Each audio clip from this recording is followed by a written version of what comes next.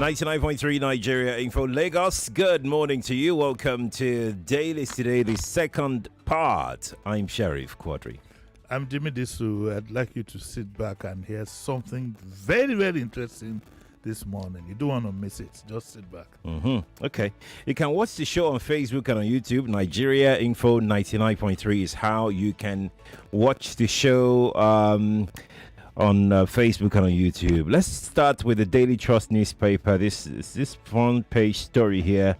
Southern candidate Jonathan or Obi. This dimension that came in this morning jolted me. Apparently, when Jerry Ghana was answering a question when he was in an interview with Sheyi Okebaloye, and he said that the PDP had an option that is even better than Obi, I now understand what he was talking about. Apparently, there have been moves towards Jonathan. They've been making moves and having meetings with him to let him come and contest, to encourage him to contest the presidency on the PDP ticket, because it would help it would solve the southern one-term problem. Okay. Because he's already done one term, so he will be a southerner, and he can only do one term anyway, and so that is very, very likely to pacify the north. Secondly, is the fact that Jonathan, compared to this government, now looks like a saint. Even though I had my reservations about his competence for running this country. When I say competence, please don't take it personal or as an insult. I'm just saying that I thought that Nigeria could do. We have resources, but that's another story for another day. Anyway, down to this story, it says that as political permutations, this from the Trust. Now remember that the Trust is a northern paper, and also this story is the front page lead story. So these two things I want you to bear in mind. It says as the political permutation gather pace ahead of the 2020 presidential elections, is weighing two prominent southern figures, Goodluck Jonathan and Peter Obi. Multiple sources told the Daily Trust that Jonathan has emerged as a top contender within the PDP circles as chieftains identify efforts to bring him back into the fold.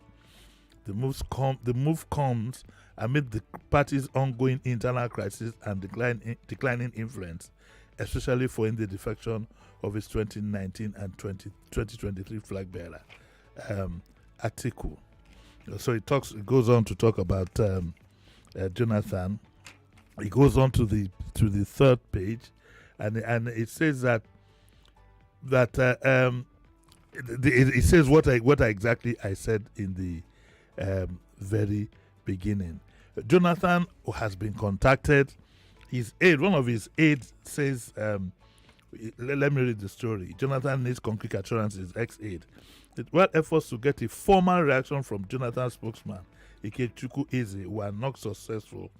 As part of the time of filing this report, a former senior aide to the former president told the editors that consultations with the president by PDP leaders, Sheriff, had been going on for months. These politicians are dangerous. The source, who asked not to be named due to the sensitivity of the discussion, confirmed that a high-level meeting was scheduled to take place recently, but did not hold as planned. Now, the Trust is not too sure that Jonathan might accept, given the stand of his wife, sometime I think around May or June, in which he was quoted as saying that she doesn't. No, she didn't even say she doesn't know. She said Jonathan is definitely not going to go back to Aso Rock. Does not going there, and she pledged her loyalty to Remi Tinubu and so on and so forth. But that's politics. But politicians are known. Don't bother to ask a politician about the veracity of any story concerning their moves. Okay, just don't bother. So what Patience Jonathan said to me is neither here nor there. But there is still another story, Sheriff, on page 3. Same, because it's 2 pages. It says, Jonathan's visit to IBB sparks speculation amid wife's endorsement of Tinubu. And it says that Jonathan had held a closed-door meeting with IBB. Now, remember that Tinubu's wife too visited IBB. But a politician, IBB will receive anybody. That's right. Except a lesser minion That's like me. If I say I want to see, well, I don't know this guy. But he might see you. He will still receive you. Well, he will still Okay. Jokes apart, an aide to the former president told the Daily Trust that during the meeting, IBB directly asked Jonathan if he was planning to run for president again. Very asked him, do you want to run for president again? And the story says the former president was said to have responded that he had not yet made up his mind. He had not yet made up his mind. So that shows that something had gone. However, analysts believe that Jonathan's prospects may be limited by the public stance of his wife. I don't believe so. She prays to Little Red in Tinubu, yes, but I don't believe so. Anyway, so this story is a very good exclusive by the Daily Trust, and I commend them for it. And I think that it throws a spanner in the works for Atiku. Okay, it shows that I think the general thinking is that the next president really and truly should come from the south. And but I'm now asking myself that would Nigerians think that Jonathan is the savior that would save them from the hands of this current situation that they believe they are? You see, I'm using my words now carefully. That they believe that they have found themselves in. I have my doubts. I have my doubts.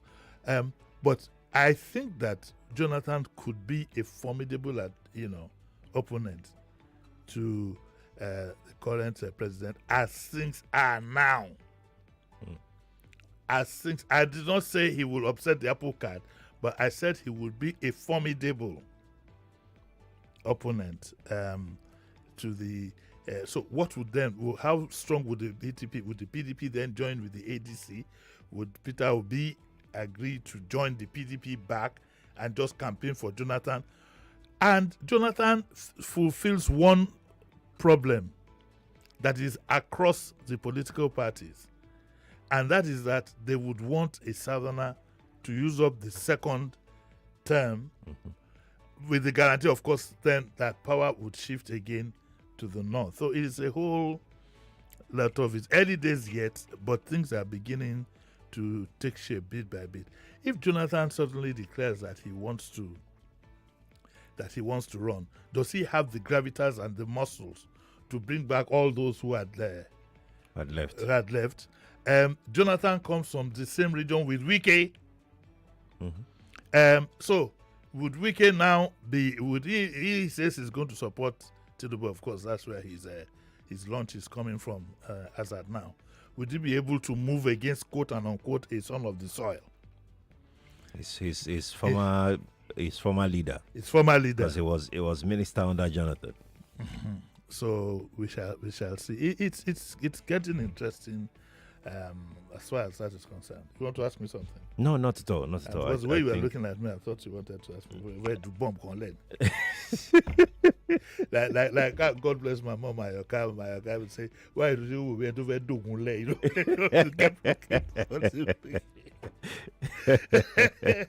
But I mean, looking at how President Jonathan lost to President Buhari, and all of the things that the APC did to get him out of power, does do the PDP think that they have enough things to campaign in favor of Jonathan against the APC? They have one thing. and the thinking that they would have, and their supporters, and indeed some APC supporters would be that they had regrets that they didn't let Jonathan serve his second term as against 8 years of Buhari, another 4 years of this government. That is the perception. It depends on which side of the divide that you are. The campaign would be, when you threw this man away, these were the results. Look at the results they had then. Look at what you have now. And Nigerians have forgiven that one spectacular thing he did by giving in. Building an image of a man of peace. Okay? Is enough for him. It will embolden his spirit to say that I can present myself. Another thing that President Jonathan was widely faulted, for is the fact that he was too calm. He was too laid back. Is he a changed man now? Yes, he's grown, and Nigerians have a short memory. What they know is that since he left, they've been going down a very bad lane. Yes. So that's what most Nigerians. So will that's remember. what most. Yes. So that will work in his favor. Yes. What the ace in the cards would be who the ADC would present. Yeah. They work with the PDP. And I think they jolly well might, because they're two of a kind. They're two of a kind. They prevail on Amechi. Amechi is not much of it. It's Obi that is the key man. And Obi has been saying recently that, look, I'm not keen on power. I just want this country to be well run. There is something hidden behind what he's saying. In fact, the next story, read it now, goes to another issue that has cropped up. Well, it hasn't cropped up, but has been highlighted. Okay, let's take a look at the next story here. Look at it. I've seen it. I'm just trying to see why this one is in the middle. Let's see. 2027 Obi single-term pledge raises dust. This is in the Vanguard. Yes. What a day for that to happen. Obi says he wants to run a single term. I think mainly because of the North. That the North might not be willing to give out 8 years again. That's the way we run our politics. Whether it's right or wrong is neither here nor there. That's the reality. And so it appears that he has agreed in principle that he'll run one term. But the Jonathan factor now has dabarooed that plan, because it is certain that Jonathan cannot do more than one term. And now the smile I saw on Jerry Garner's face on tunnels, I now know where it came from. And Obi has said here that I'm not desperate for power. Okay, people are saying, I don't know why he's raising dust really, because he has to do one term before he does the second term. But I think that because of what I said, some people want a clear understanding, and he says again, I'm not desperate for power. He said, I still find it baffling that my decision to do a term of 4 years, if given the mandate to rule this country, is generating so much agitation. By this feeling, we are doubting the fact that a sincere leader can achieve much in 48 months. I think so. I think he can set the pace. Muritala Mohammed was head of state for less than 2 years. His impact is still being felt up till today. So there's a whole. I don't want to waste too much of your time, but it's 2 pages of the Vanguard. Okorie, the founder of the National of ABGA, feels that it smacks of desperation. Senator Maswen says that one term is sufficient. Abaribe says take Obi's pledge to the bank. I wonder which bank. People's Bank. One term pledge threatens 1999 constitution, says PDP. Why? It's one term of 4 years. I think that we maybe should look at the possibility of having one term of 6 years, and that would be it. But that's a story for another day. The novelist Chimanda Adichie says that Obi is not desperate to be president. And Sonyaolu, not Sonwolu, Sonyaolu says 1/3 pledge is empty talk. I think generally a lot of the politicians, depending on what side of the divide they are, just want to find a way to discredit Obi any which way it goes. Yeah. Is there a big deal about his doing one term? I think the doubt that people have is because of the general feeling about the attitude of the Nigerian politician. People don't have trust in whatever a politician says. Yeah, but I give him the first 4 years now. I mean, if you want to. I think it's more of the hidden behind most of these reactions are the fact that they don't want him to bow to the North. Okay, they know that if it wasn't the Northern agenda, why would they say he wants to do one term? Well, because South would have finished one term. Yes, but remember that it's not his constitution, it's just an arrangement. It's not in the constitution. So hidden behind those who are criticizing him is the fact that you can't bow to these people now. But politics is about give and take. They are equal stakeholders, and if you weigh your options and you look at your numbers, it's about give and take. Now, the thing is this: if he gives a fantastic performance in 4 years, the issue of his second term will not even arise. Indeed. So let's wait and see. Let's go to page 27. This young lady has made Nigeria proud. Her name is Nafisa Atiku Buni. Others celebrate Nafisa, 17-year-old world best in English. Yes, so it's not only sports. We have another 15-year-old girl, 17-year-old rather, from Yobe State, Nafisa Asimu, who was yesterday, she was named the world best in English language. The world's best in English language. So her governors, everybody is congratulating her. Atiku has also done so. So her next stop is to go to Aso Rock. She too must have something to eat. Yes, I told you yesterday we should go and take part in the Scabo Community Yensi. 5 aside, Lamagba.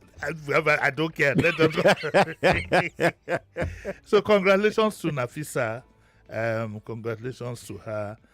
Is a real feat, and I'm glad this is happening also in the area of education, and though this idea of the best spoken English is neither here nor there for me. I think Africans need to, but that's the African whatever I mean. But she must be congratulated, and I hope that the federal government at least recognizes her bringing the country laurels, whether she'll be given $100,000 and another house in a renewed hope estate. By the time we've finished, there'll be nothing less of that renewed hope. All the houses will be given away. Let's move on to our next story. KMO, aviation experts on warpath over Lagos airport renovation. Yeah, okay, so Festus Keyamo, the aviation minister, has said that there's a need that they are going to rebuild the Lagos airport. They're going to tear it apart and put it up. And all of a sudden, it's raised some controversy. Like somebody said, everybody has become an aviation expert. I believe the airport has to be rebuilt. If you've been to other countries, you know that the airport is a disgrace the way it is, to put it. But yeah, Kayamo has tried, it's been refurbished and so on and so forth, but there is a need to break it down. But a lot of criticisms are going on. Part of it because some people, would I call stakeholders, believe that rather than the government build the airport, they should concession it so that the concessionaire uses his money, builds the airport, and then hands over at a particular and agreed time. Now, this is also coming at a time when people suspect anything contract. Once you hear that we are going to spend money, this and that, at the back of their minds is that somebody is going to be making some money out of it. And I think that is part of the Nigerian story, really. I'm not going to lose my sleep over whether somebody makes money from it or not. And it's not been helped by recent news making the rounds that I don't know if it's true, allegedly, making the rounds that Kayamo too had just bought some house in Ikoyi and he's moved his chambers to Ikoyi and all these things.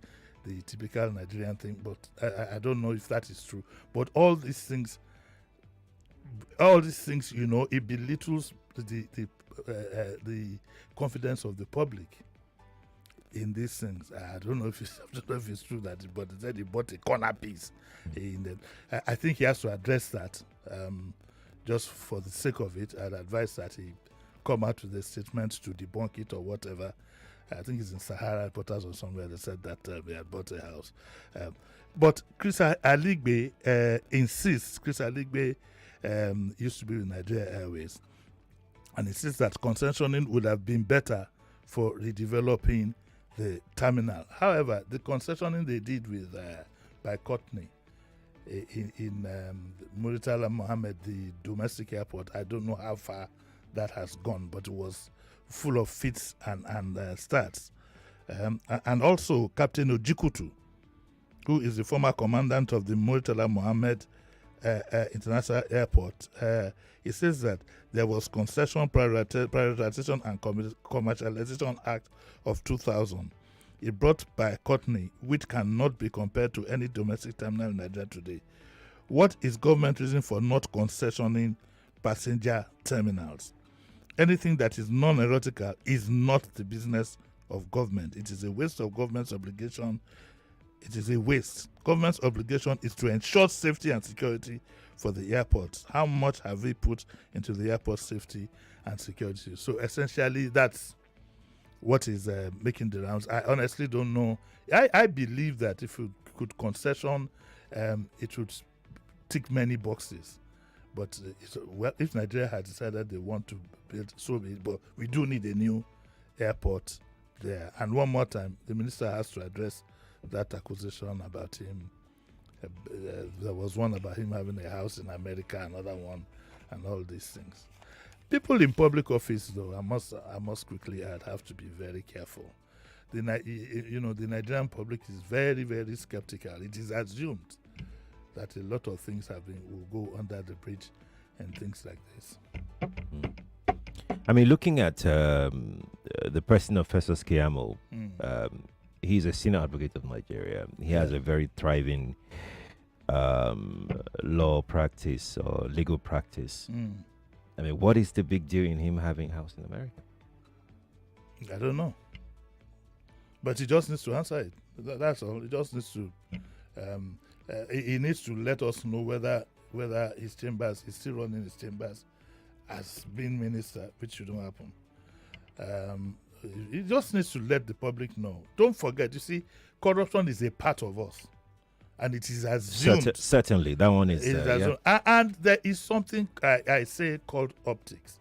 If I were a minister, I wouldn't be buying a house in Korea at this point in time whilst I'm serving my country. Because the optics just doesn't look good. That's me. The optics. I'm not saying, you rightly said he had the thriving chambers in Anthony and so on and so forth. Now to move it to buy a house and stuff like that is neither here nor there. I know a former governor who 5 years after he left government was still living in a rented apartment. For the optics. You think it was for nothing that we had a governor in Lagos one time who was operating from his house and driving his Toyota. There's something called optics. When you're in public office, it brings a lot of responsibility on you to try and show as much as possible. That's not a time. That's not the time to make shakara and say, "I want to do this." Public office is a sacrifice. I'm not accusing anybody of anything. No. Let's take a look at this story here. Remi Tinubu donates 4.15 billion naira in 7 months. Yeah, I think. So I don't know who. There are some guys out there who crunch some of the things that I say and then make them go viral. I like to plead with them that please don't get me in trouble with that. When I made the remark that I didn't know where remitted, I just wanted to know where all these monies have come from. Now this trust has made a full-page story, and they say in 7 months she's donated 4.15 billion. However, she has given an answer to my question, and I thank her for it. Let me read this part. How I raise funds. First Lady Remi Tinubu clarified that the funds he donates are not sourced from government accounts, but are instead raised under her Renewed Hope initiative to help Nigerians in need. Hey, yeah. Speaking during her 1 billion donation to victims of various attacks in Plateau, Mrs. Tinubu said that it would amount to greed if she chose to keep the funds for personal gain. It's better to give it out. And she said, today I have come with a donation of 1 billion for the Renewed Hope initiative. I do not have vast sums of money, but what I have is meant to bring life, not to pour money into a basket. If I kept money for personal gain, it would only satisfy greed. But my goal is to use the resources I have for good, for the development of this country, not to waste them. Please understand that the money I have for this initiative is not government funds. Okay, it is money I have personally raised to help others.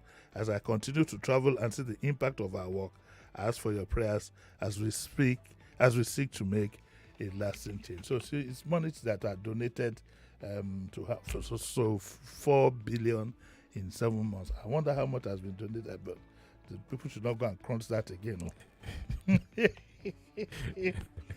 So she has said that she has explained clearly that it is not government money. Indeed. We have to go now.